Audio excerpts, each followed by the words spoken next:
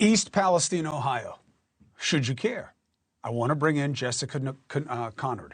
She lives in East Palestine. Says it's gotten so bad, she doesn't know whom to trust. She joins us now. Thank you very much for taking the opportunity. People have moved on. They're going to hear from the government that everything's okay there. You know, I mean, it's still a little bit of something, but no real cause for concern. What do you say? Thank you for having me. You know, I'm here today because there was a train derailment that could have potentially happened in my backyard. We're about 2.5 miles from ground zero, but the train was on fire when it went through my backyard. And we've unfortunately had some serious health risks as a result.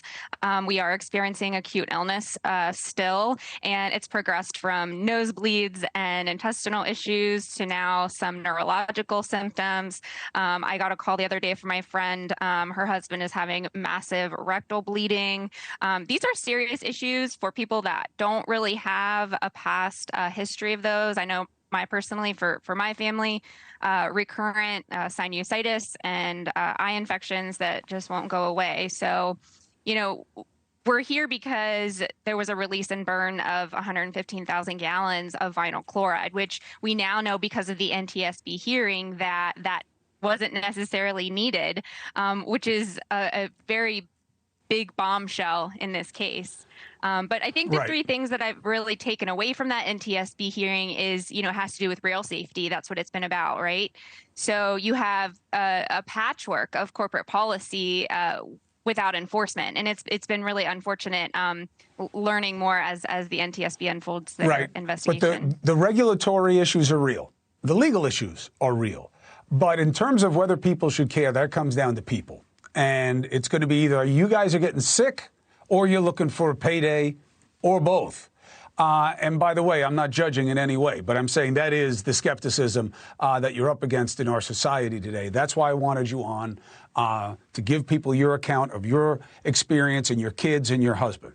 I wish you well going forward. We're a call away. I want to get now to the government response so people can see how different the stories are. But we're a call away if we can help, and we're not going to forget, okay? Thank you. Thank you for having me on. All right. Let me bring in Rich McHugh right now because he talked to somebody at the EPA. Now, what do they say? Hey, Chris. So I've been trying to talk to the EPA for literally since this started because they've been saying all along the air is safe here.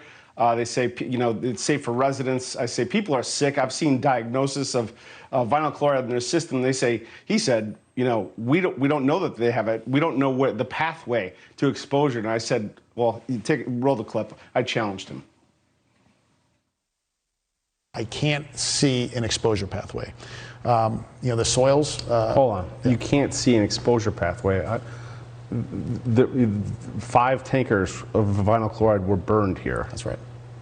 And so if people are finding the metabolite, you know, in their system for vinyl chloride, it's not a stretch to say that the vinyl chloride that was in those tankers might have ended up in their systems. Oh, there's a potential they were exposed. I'm not saying that. I'm saying right now we don't see an exposure pathway.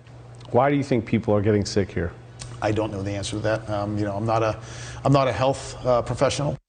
So the EPA is basically saying, look, it's safe for residents here, but they're also saying, look, don't go in the creeks. It's not safe there. And they're also saying, well, we're not finding the air quality is safe. But I asked, are you testing inside? Well, we're not testing inside. So there's independent testing, and I know you're going to get to that. Independent testing has found dioxins and harmful materials, and the EPA is not finding these. So I think they're talking out of both sides of their mouth.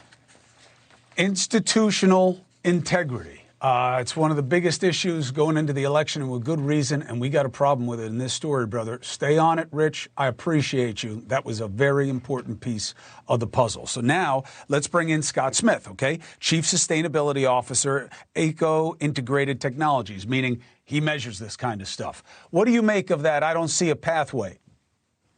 Well, thanks for having me, Chris. The EPA, unfortunately, is just not credible. They don't see a pathway, but they're not health experts. It's that simple. And the pathway is very simple. Residents were not sick before. They're sick now. They're continuing to get sick.